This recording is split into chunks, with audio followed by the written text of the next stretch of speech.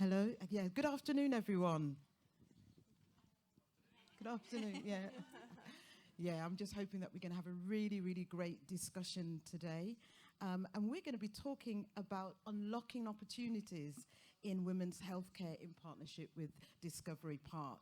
And it's about addressing those unique health challenges that we've been hearing about all day, fostering innovation and inclusivity. And we want to invite you to join us for this thought-provoking discussion. We've got three themes that we want to pull out today, if possible. The first one is we know about the lack of awareness. We heard it from the previous panel about the health disparities that happen with women, and also thinking about the preventative measures and the health diagnosis. And then we want to look at the gender bias impacting the confidence in women starting their own business. So how many women want to start their own business? Put your hand up if you're thinking about it. See, more work's needed. More work is needed. And then we want to look at bridging the gap with more investors stepping forward in women's health equity. I've got a fantastic panel that's going to really unpick this discussion. And first of all, I'm going to start out by asking everyone to introduce themselves, starting with Lina. Thank you. My name is Lina Chan. I started a Femtech business in 2018. It was all around supporting women through fertility and pregnancy loss, which then expanded into PCOS, endometriosis, so kind of other areas of reproductive health. And we sold the business to Holland and Barrett last year. So now I am the Director of Women's Health at Holland and Barrett. Thank you, Lina. Hi, I'm MaryAnn Ferreux. I'm a clinician by background. I'm the Medical Director at Health Innovation, Kent, Surrey and Sussex. I wear a few different hats. So I'm also a non-exec director for an NHS mental health trust. I'm a trustee at the Royal College of Physicians, Edinburgh, and I do some doctoral research in health inequalities in the NHS. Wow, thank you so much. Melisa? Hi, I'm Melisa Guven. I'm an investor at Monograph Capital. We're a transatlantic investment firm that invests across in life science and healthcare, across therapeutics, digitally enabled services, diagnostics. So our remit's quite broad, and we have a special interest in women's health and are proactively always looking for opportunities. Fantastic, thank you so much. And last but not least, Karina. Hi, I'm one of the co-founders at Femtech Lab. We are a startup accelerator focusing specifically on women's health, and we're also a global ecosystem. So we bring together not just startups, but also investors, stakeholders from NHS, corporate, insurance, academia, etc. Thank you so much. And I'm just going to start out with Lina, because obviously you touched upon the well-being side of things, the fact that you've done this amazing discussion and contract with Holland and Barrett. And I know that back in June of this year, you actually produced a report called the Menopause Ethnicity Gap. So what are some of the things that you're finding when we're talking about the disparities between women and men's health?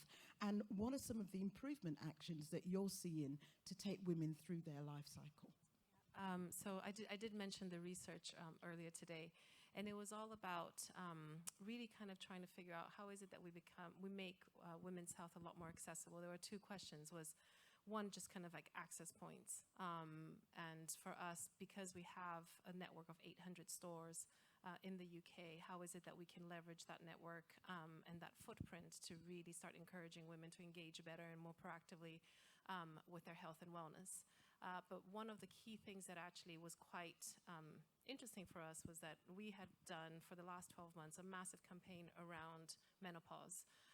And really kind of using the telly, everything to try to drive a lot of women into store to talk about menopause. But we started to notice that, why is it that we were only driving a lot of kind of middle-class white women to the store to have those conversations? So we did a large survey across the UK, and what we went to find out is that about 50% of women from a South Asian background don't feel like they have the proper representation in the menopause conversation, and that number increased to 75% if you were from an Afro-Caribbean background. So it really kind of made us think about the language that we use, the images that we use in all our campaigns, but then more importantly is how is it that we can really understand the cultural differences and try to reach a lot of these communities. And what we realize that we can't do it alone. We can't, as Holland and Barrett, show up and we really needed to kind of work with organizations that were embedded already in these pockets of communities and helping bring those conversations to life. So then we ended up partnering with the Wellbeing of Women, which is a very well-known charity, and we set up a Women's Health Community Fund where we provide micro donations to help women educate those in their communities about the menopause, and then we can then provide a lot of the literature, etc. And one of the key things that we did is we started translating all the menopause contents that we have so that women could engage. So I think it's really, really important, especially when we are in the kind of the femtech worlds, that we get out of the kind of London bubble of femtech. Because if you really go to some of these communities, even the places that we have our 800 stores, women engage with health. The language that they use, it's very, very different. So having been in kind of that femtech world for a while, and then going out and seeing this and driving around the UK, and it really is quite eye-opening. So it's something to be very, very mindful of when you are building businesses. Thank you so much for that, Lina. And I'm just going to continue on that with MaryAnn, because I know that you are an absolute passionate champion in this space of the inequalities that happen with women's health. So tell us about some of the things that you're seeing, and more importantly, what you think needs to be done to bridge the knowledge gap and reduce some of the stigma relating to women's health. Yeah, thanks, Sylvia. So, we've got a women's health programme at Health Innovation, Kent, Surrey and Sussex. And we really realised that this is a space that just doesn't have enough energy that's been put into it. And I think we're looking at it sort of broader than it just being about menstrual health. So we're thinking about the impact on cardiovascular disease. So we know that it's actually the second biggest killer for women. Dementia is the first, and that also has a cardiovascular component. But why is that, and how are we allowing these gaps to continue in terms of the health outcomes for women?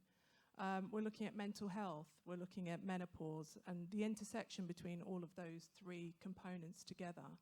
And I think what we're finding is that, not only do these gender health gaps exist, but there are disparities within that relating to intersectionality. So, for example, if you are a woman of a certain age, from a certain ethnic background, you might have a disability, you might be from a low socioeconomic group, your gap is significantly more than other people's. And I think until we start to really analyse the data, we're not going to move forward. So we know in terms of when we collect data, gender's pretty much always collected, but it's not always analysed. But why is that? Like, we know that there are physiological differences between men and women, but we're not looking at it.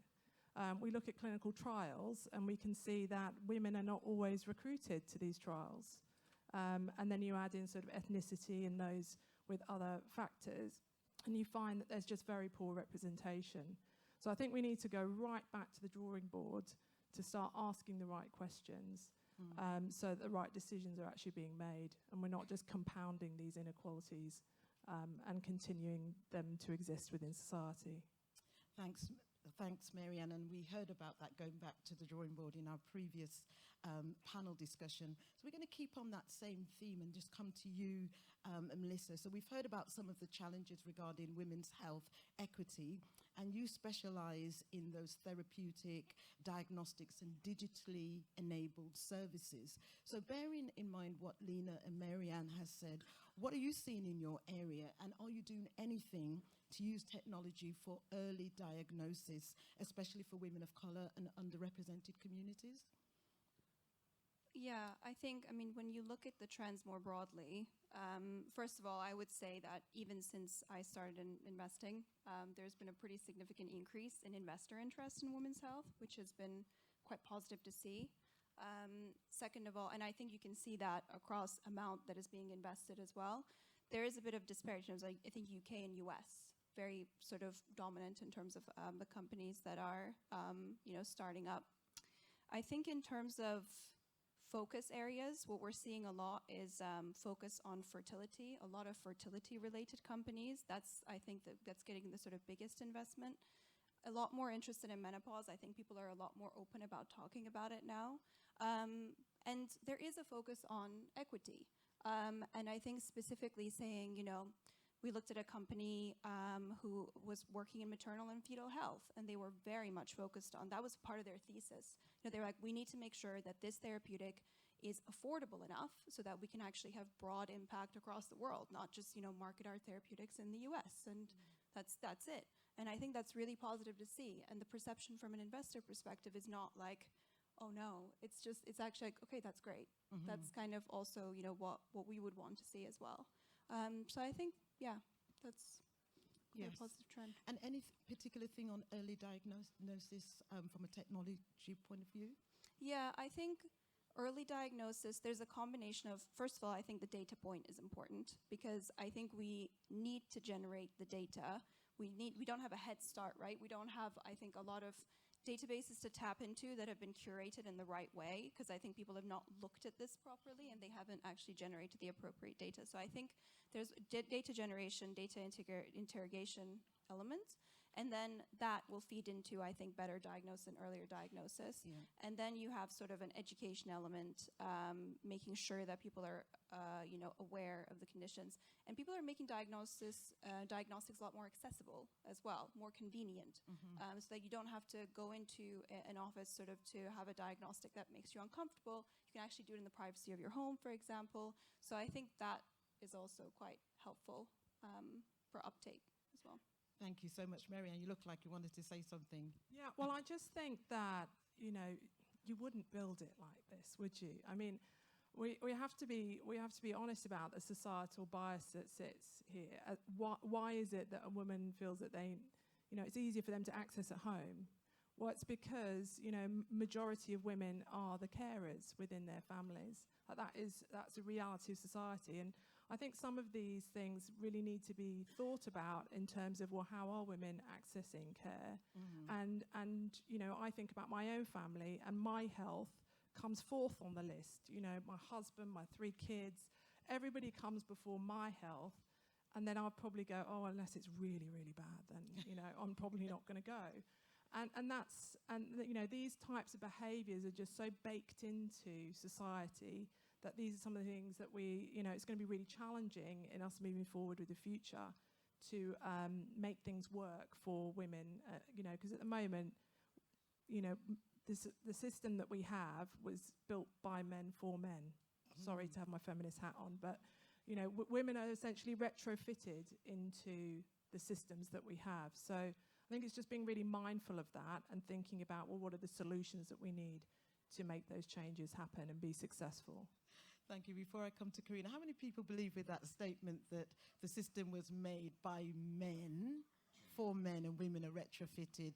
Ooh, don't be scared if you want to. Yeah, we can see the hands up. And I suppose that's what happens is we need to look at the systems themselves rather than just look at data points and some of the other things. Well, we're going to come to Karina. So as a startup accelerator, what are some of the inequalities that you're seeing when it comes to women's health? And in particular, I'm interested in hearing about some of the accessibility for younger generations that may not actually know about the opportunities that you can provide. There's so much in there. First of all, I wanted to say that I'm very inspired by what was said before, and I actually I'm not just saying it, genuinely makes me feel optimistic. Like Lina, when you mentioned the work and the initiative you did around like menopause and how you actually like went out and talked to women and then implemented something different like that, I think that's incredible, and also super encouraging to hear connection being made between mental health and everything else.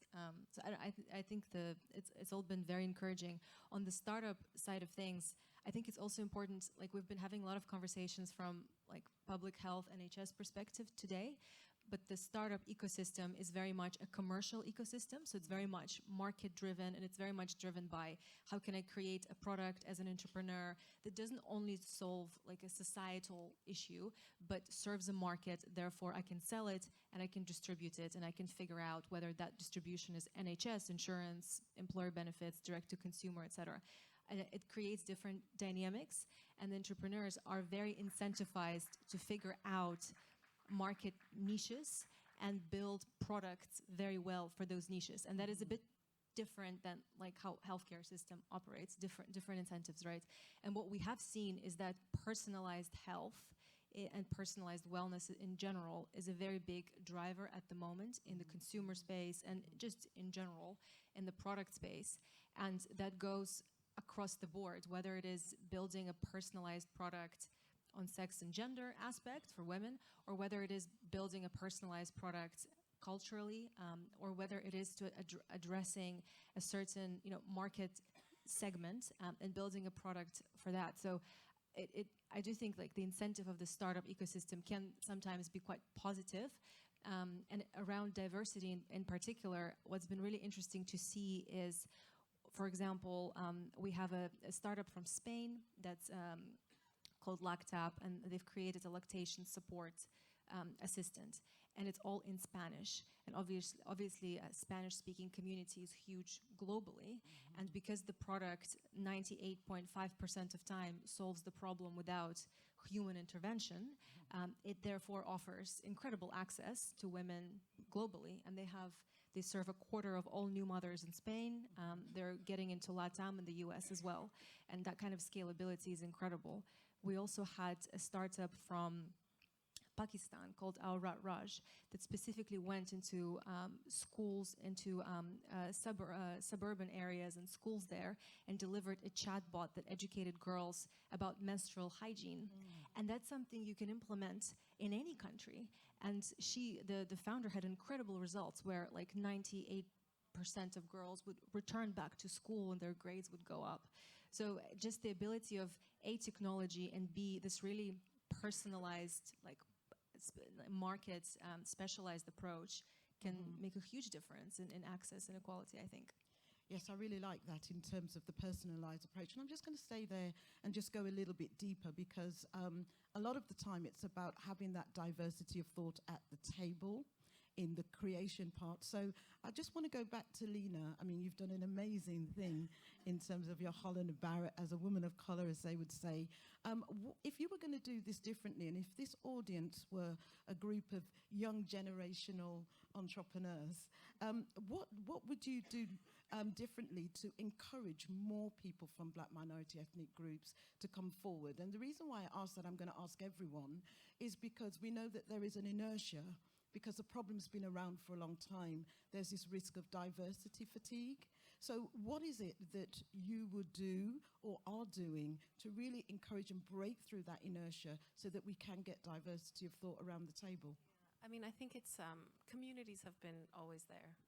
And I think there's especially kind of in women's health, we'll be, we need to reach communities. We need to reach communities. They're hard to reach. They're not hard to reach. It's just a matter of bringing them into the conversation. And I think that's really, really important. But bring them into the conversation in the way that they most know how to engage, rather than always feeling like our ways is the right way. Yeah. So I think it's kind of this really understanding of engagement again is really, really important. I think mentorship is huge. So having role models, so having if you're seeing yourself, a person like yourself in certain roles or certain careers, it gives you that drive to do it. So I think representation is really, really important. So whether it's, you're a leader in the company, thinking about who you have in your leadership team or how you build your team, I think all those things trickle all the way down, right? So really try to think of diversity at every single level, and how is it that you build those role models there? I really like that. Think of diversity at every level. MaryAnn. Yeah, I mean, I guess I can speak from my experience at board level, and I think it's really challenging. I think someone mentioned in a previous panel about why there are not more decisions on funding made for women's health, and I think you just need to look at the boards to know why the problem's there, and there aren't many women. That's the first part, and then there aren't many women of colour. And so, I think the diversity at the highest level decision-making table is a problem. And that's something certainly at Health Innovation Kent, Surrey and Sussex, part of our women's health programme, we are trying to address that. Really interestingly, in digital leadership and AI leadership, the number of women's even smaller. So, we're talking between 17 and 20%. So how can we be looking at, increasing the innovations within women's health when we don't even have a seat at the table? So I think there's a lot of things that we need to do, but there are some really strategic things I think that we can pick out and make change happen. Because ultimately, women are 51% of the population. We're actually the majority. You wouldn't believe it, but we are. And so I think that, it's making sure that the voices are heard all the way through the system, like you said, Lina. I think we're getting much better at the front line in hearing that. And certainly within the NHS, 78% of the workforce are women. So I do think that that's coming through, but it's just that is not translated through to the top. And so the conversations at board, become about other subjects, about other topics. So I think those are some of the things that we need to be working towards. And as you've mentioned, role modelling is a massive thing. And I think that in terms of, when we look at recruitment and engagement and mentoring and coaching and all of those things come into that leadership space. Thank you so much, MaryAnn. Melisa, how are we getting diversity of thought at the decision-making table in your world? Yeah, I think mentorship is extremely important. And I think just to point out, when we as investors are speaking to a women's health company, not seeing a single woman in a senior position is quite, strange for us. And we do pay attention to that. So it is something that's kind of, I think, important in front of mind. And I guess this might sound a little bit cynical, perhaps, I apologize, but I think it's also about how you position the argument for the stakeholder that you're trying to convince to sort of pay attention to certain issues as well. If you are somebody who wants to basically provide a digital service that's an employer benefit, show them exactly how it's going to benefit them to offer that. Their bottom line, the revenue, the productivity, the retention, the whatever. And then it's really hard to argue against, right? And then, so it's sort of also, I think, positioning the argument in the right way, and then it's more convincing. Yeah, so building a business case, making sure that it's not just about the moral, because it's the right thing to do. I think we know it's the right thing to do, but how do we then make it business savvy so that it's actually going to have a return? Really love that. I did say it was cynical, sorry. No, but it's the truth, right? It's the truth that we did get into it's the right thing to do, but when you look at your business and you look at the triple bottom line and they're not connecting, quite rightly, the chief financial officer will want to know what the business case is, and it should be a business case to move away from tokenism and to move away from some of those other things. Karina, how are you bringing diversity of thought around your table? I would say that if you attend a Femtech Lab event, it's definitely a very very diverse event. In fact, men are definitely a minority there, but they're there. There's a big question in the venture space around investment into female founders, which are 70%, if not more, of Femtech and women's health founders. It's interestingly a controversial question. It's a very small number that goes to something like 2% of all venture capital funding goes to female founders. And I don't know, you can argue it all you want, but the number is so small that what the hell is going on there? And there's so many things. There's the pitching and the business case, and the fact that maybe sometimes men pitch for the unicorn and women pitch for a more conservative type business. There's also the bias on the other side. There's also kind of women having children, and then the fact that when you're starting a company, a startup, it's a very intense physical and mental exercise. There's so many things there, but the number is there and it exists. And I personally, I'm an immigrant from age of 16, and what I have found personally to work for me every single time that I've moved is finding not just communities, but networks. For me personally, it was in tech, and being surrounded by other people and being part of a community of people that is building something and is breaking through maybe, systems that have operated a certain way and have provided opportunities for certain kind of people. But actually, those ecosystems, those communities, those groups, those events, they do, and at least for me, have made a big difference, which is, what we're doing now, because that's how you learn, that's how you make connections, and that's how you figure out how to play the game and get to the top.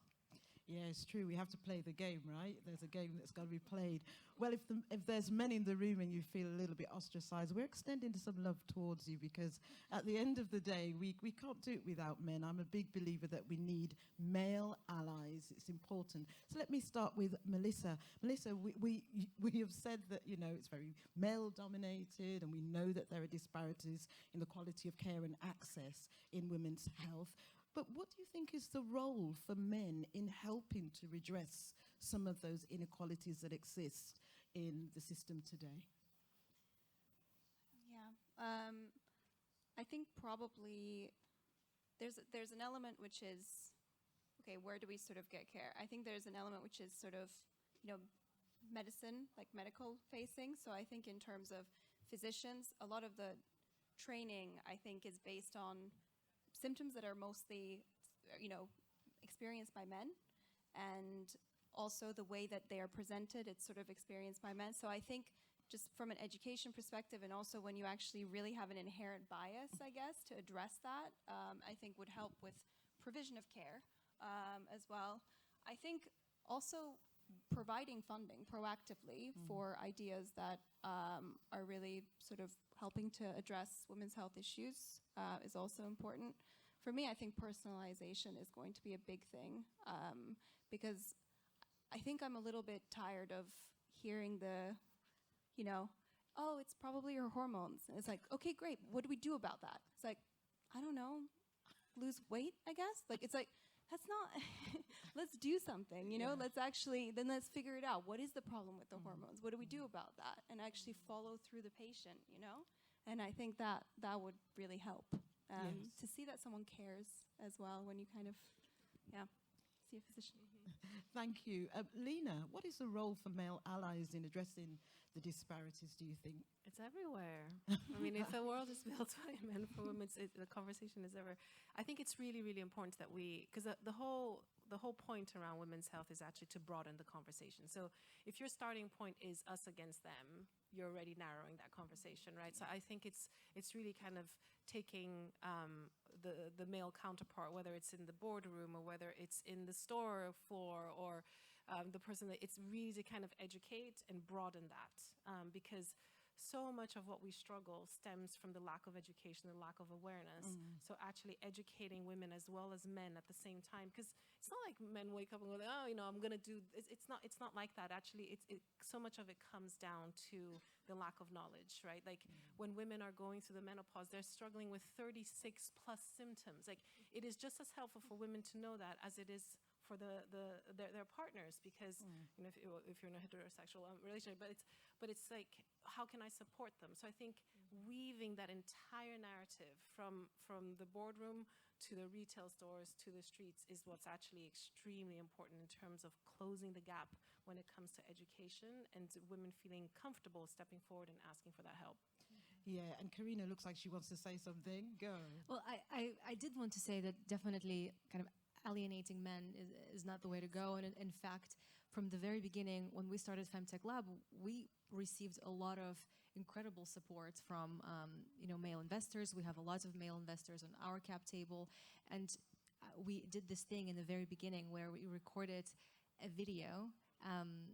We asked different male investors, entrepreneurs, to make a video as to like what men think about Femtech. And it was the cutest thing. Like, genuinely, it's like not only, it's an amazing opportunity, it's an important space, but also how they started sharing experiences that their, daughters were going through, their mothers, their wives. I think there's so much heart and support there, and we have experienced it definitely firsthand. And anything that we say definitely isn't to alienate men. I think it's a great, the support has been growing 100%. And I'd say if I were to trace back to some of the biggest people who helped us with the fundraising, growing this, a lot of them were men.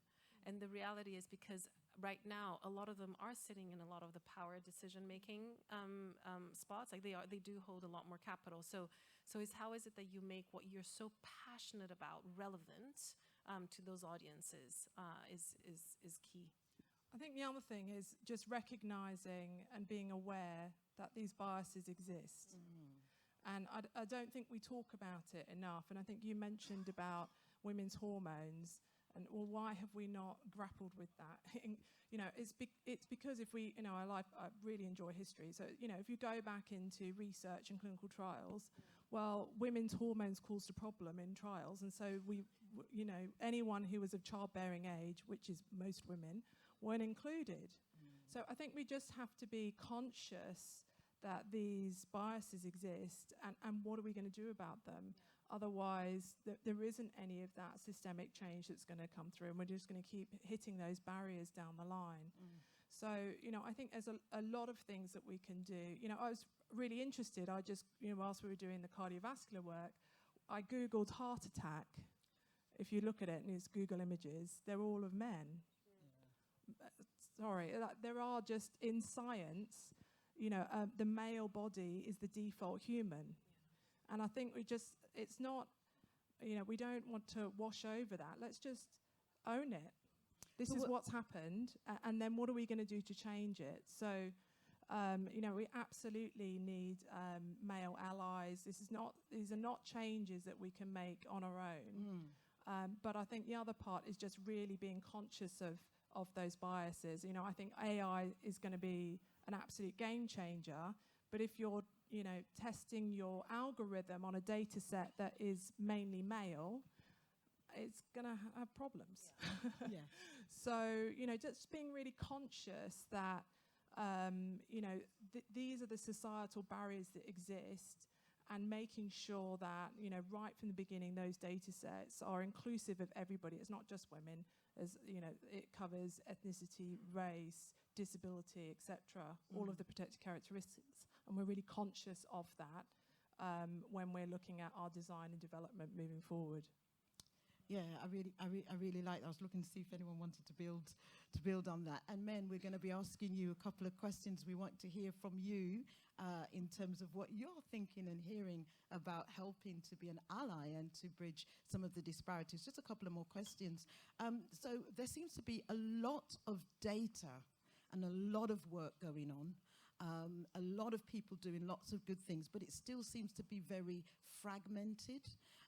What do you think is the role, or what is the way forward for collaboration? Unity is strength. So how can we, I think the previous panel asked about it, you know, how do we know, you know, where to go and where to access this information and all the best practice that's happening? So let me ask Karina, you know, what are the ways that we can really collaborate more and make use of what's happening? Yeah, I think so data in general. So I've worked in many different tech sectors, financial, legal, regulatory, and I swear in every single tech sector, it's like data is the problem. We don't have enough, it's siloed, and it usually is part of the problem, but it's just interesting how it always, we always go in circles around data. I do find it very interesting. So we've been around for 3 and a bit years, and I've been thinking about this that entire time. It seems like there's many players that are collecting data, and it's all in different shapes and forms. And of course, you can't just put everything together and hope that it works. Any data analyst will tell you that. But you have, for example, large corporates, whether it's consumer or healthcare or pharma, that are sitting on quite large amounts of data and insights and ideas and theses, which is quite interesting. You definitely have startups that are turning into scale-ups, the likes of whether it's Maven, whether it's LV, whether it's the rising star Fertility that was speaking here before, or whether it's Mewtwo. So they're also sitting and not just data as parts of the applications or the products that they're running, but also data that they have, I don't know, on their Instagram and their newsletters and how their users interacting with their products. So there's all these pockets, and we have seen examples. For example, one of our partners is Essity, which is a big consumer brand, and what they would say is, we're gonna pick a few companies in Femtech, bring them into our ecosystem, and let them, for example, test and pilot their product propositions with our market and with our data sets. And so that seems to have worked quite interestingly. So that's one example. There's also a lot of data in research centers and universities, different kinds of data, right? But if you combine that with market data and insights, you can come up with interesting solutions. So yeah, I don't know, I hope that answers your question. Mining the data, it's out there. It's and combining, mining and combining. Mining and combining the data. Yeah. Melisa, what are your thoughts on this? Yeah, I think I always hear data integration and also sort of data security basically as sort of primary issues to kind of focus on. I think, as you pointed out, partnerships. That's how we see sort of, startups as well build their proprietary, let's say, algorithms based on some publicly available data, some proprietary data through a partnership with somebody else. And they basically derive insights from a combination of different sources. And that can be, healthcare systems. It can be insurers. They actually have a lot of data. It can be, you can also link it to commercial behavior as well. So, when purchasing behavior and things like that. So there's a lot of data that you can bring together through these partnerships. And I think that's kind of the way to unlock it. But in order to unlock that, you need to make sure to solve a lot of issues around data integration. And so I think that's going to be a challenge. And that's the problem with data and system integration. We won't go there. MaryAnn, what are your thoughts? Yeah, no, I think us just having this conversation today is a huge step forward. I think that the more we can keep talking about this, the more we can drive that movement for change, which is really what I want to see happen. And I think we can only do that through collaboration, and it's partnering. I mean, we partner with Discovery Park, we partner with our integrated care systems, we partner with social care, we're partnering with the voluntary sector, we're partnering with industry. So many people have galvanized around women's health that I feel really hopeful that some real change is coming. There are enough people who are interested in making something happen that I think something will happen. Yes. So I'm really positive about the future, but I think that we can only really see that, significant and effective and sustainable change through the partnerships that we're talking about and through that collaboration.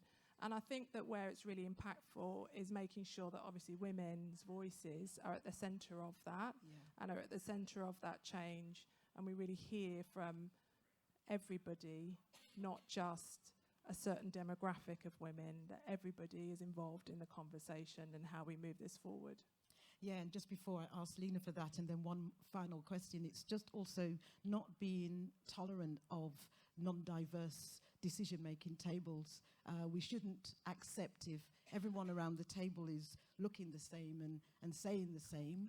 We should have the courage to disrupt and say, this is not the right time or setting. So there is some things that we need to do because whatever we tolerate, we're never going to change. And that's what's really important. And so, Lina, data, what are we doing about it? How do we make it work? How do we work together? I mean, there's so much data, and also kind of different pockets of data. I think a lot of the times there's a lot of apprehension in sharing your own health data. But for me, actually now, a lot of what I obsess about is behavioral data. Is actually, because a lot of people might be, I'm struggling with this, and that. I want this, and that. But are they actually buying? Are they actually engaging? Everybody wants advice. Everybody, I want one-to-one advice, but they don't.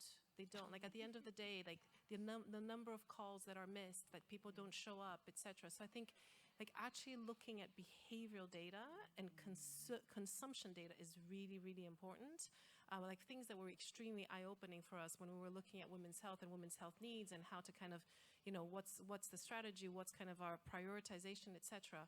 was how we literally just looked at the search terms, like what is around the world women searching for. And unfortunately, the top 3 weren't very health-related, but actually it's quite symptoms-related, right? So rather than saying, I'm gonna help you with PCOS, a lot of women aren't thinking PCOS, but they're thinking, I need to lose weight, I have hair issues, I have acne. So for a lot of it actually that we obsess about is behavior, because that's how people are actually engaging.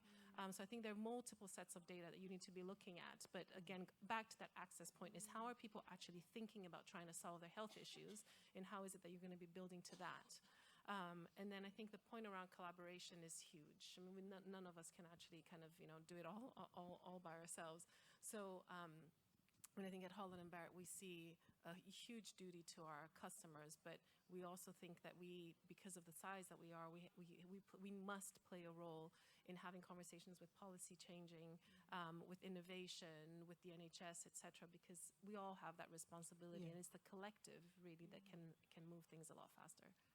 Thank you so much. I really love that, the sort of behavioral data bringing into the mix. Just one more question, and then I'm going to get the men in the room to get ready with a couple of questions. So all the men look terrified. Don't be shy. We want to hear from you. So based on your experiences and expertise, and if you had, long lens vision to look in the next 5 to 10 years, what would the future of women's health look like, and why? Very quickly, let me start with Karina. Two things. One is I am very optimistic about what we're doing in hormone health beyond just saying that, it's hormones, and we covered that in the earlier panel as well. Very optimistic about us getting to the bottom of how can we understand our hormones month to month, but also throughout our life, because that is the golden thread that seems to go through so many things and affect so many things. And I hope that in years to come, we'll get to the bottom of it and we'll be able to have answers. Second thing is, this is not unique to women's health, but in general, relationship between science and scientific research and how that translates into the market and into real solutions, especially around issues like endometriosis, PCOS, things that maybe right now we have telemedicine and education platforms for, but ultimately we need to figure out what are the cause and effect situation here and what we can do in a preventative way or in a different way to treat it. And I think that's a collaboration between science, research, entrepreneurship, NHS. It's almost like pulling the threads from the very beginning, and I want to see more of that as well. I love that. Thank you so much, Melisa. Yeah, I think I'd like to see a lot more personalization, and I'd like to see more therapeutics. So because we invest across therapeutics and digitally enabled services, we see quite a lot in the digital space. We see a lot fewer in the therapeutic space, and actually innovation around, finding new ways of targeting some of the conditions that affect women, I think is really important. One other area, and that also requires, I think, large pharma companies to also be very proactive in buying and, further developing these therapeutics as well. One other point that's a bit sort of bigger picture, I guess, I think we need to also think about the resilience of our healthcare systems. I think we saw over COVID how very easily certain areas shut down, right? And all the focus was diverted. With an aging population, more chronic diseases, all of this stuff, it's going to put more and more pressure on the system, and things are going to start getting deprioritized. And I don't necessarily want to see a future where all that good work building up towards something ends up being deprioritized sort of in the future. Yeah. So I think we need to think about the healthcare system more broadly as well to make sure it can withstand the pressures in the future. Really good point. Thank you. MaryAnn. Yeah, mine's probably more about system change. So it's, really how can we implement a health equity approach into everything that we're doing? So I guess what I want to see is equity of access, equity of experience, equity of outcomes. Those are kind of the fundamental things that I think need to change. And, I think we need a consistent approach to achieving that. And so those are kinds of things that, I'd like to see when we talk about policy making, we talk about commissioning, procurement. We're going to need, a bit of a stick and a bit of a carrot to get things moving. And, I think, though, ultimately, what we're talking about with the inequalities and the gender disparities, we really need to make sure that we have this health equity approach as we move forward, and making sure that's fully embedded in all the decision making that we do. Thank you so much. And finally, Lina. I think the two themes that come up. I think one, hormone health. I'm really optimistic about that because it is what makes us different from men. And we underestimate how, I mean, now the narrative is a little bit more open and people are aware of it because of menopause and the conversation on menopause, that women started to realize actually my hormones fluctuations can lead to 36 plus symptoms, right? But how do you start that conversation a lot earlier? Because if you think of all the different milestones, puberty is a massive hormonal spike, etc. So how is it that we start educating women, men, doctors, etc., about the interlinking the hormones with all our different wellness pillars, but then more specifically symptoms, because I think that's how you then get to personalization. And then kind of, the gold standard for me is a world where there's no women's health or men's health, but it's your health, because everybody's journey, whether you're a woman or a man, is totally different. Like the way that I experience my hormonal fluctuations is completely different from somebody else's. So it's not about men's health, women's health, but it's your unique experience of your health is kind of the, hopefully one day. I love that. No men or women's health, it's your health. Thank you so much. Can you give the panel a round of applause, please?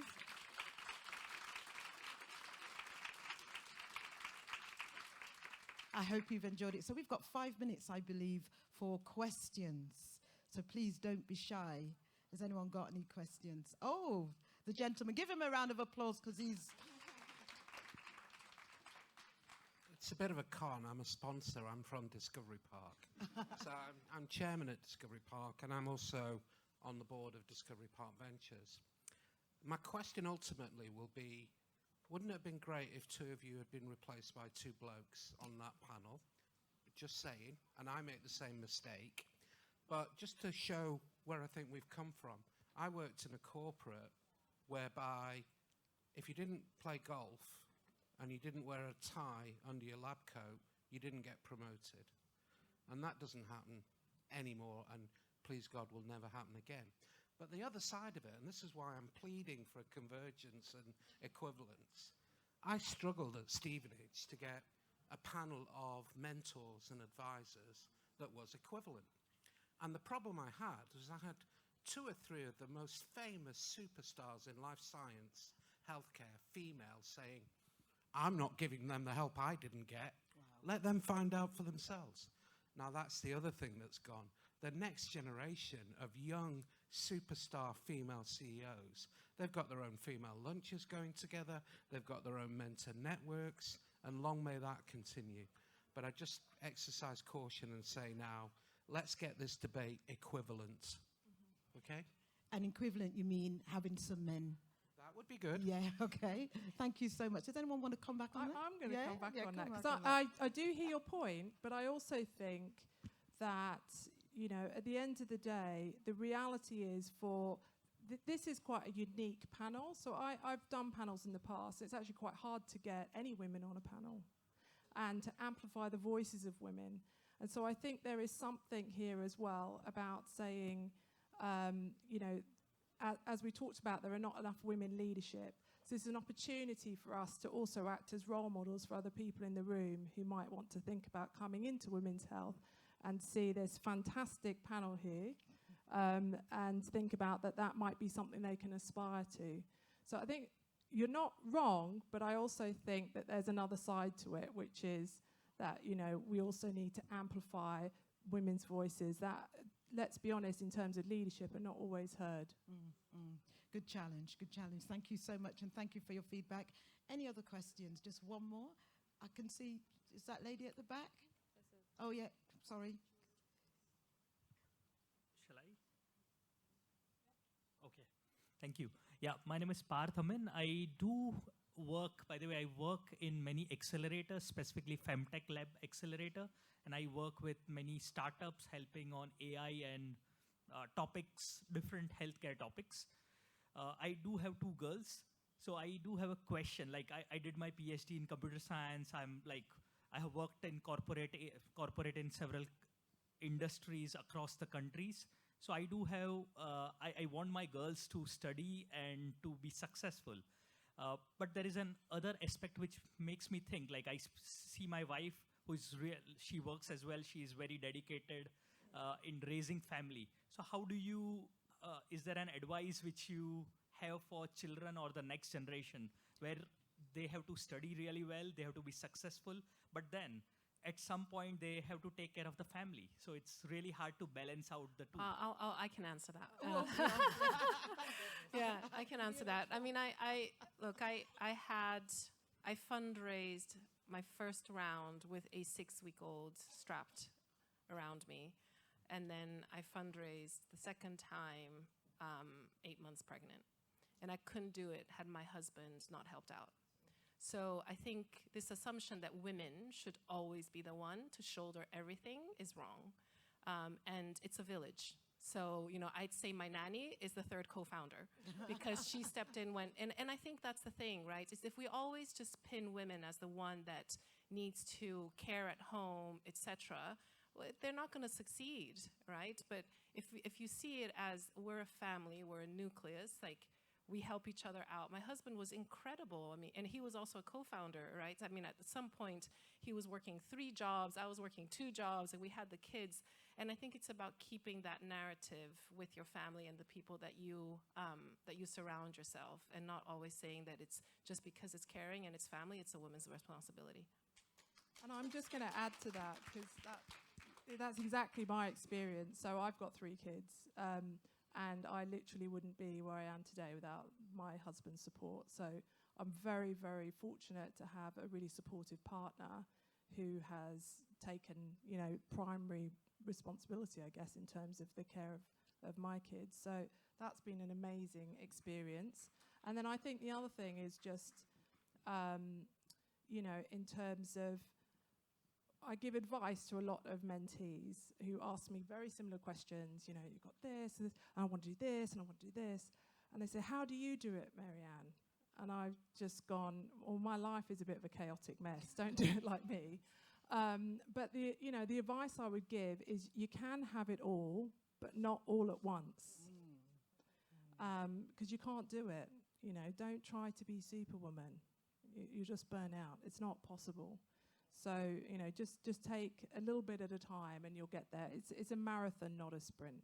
And I'll add to that too is, you know, what are your values? Like, what is it that really help you? I mean, when we were fundraising the second time around, it was also the pandemic.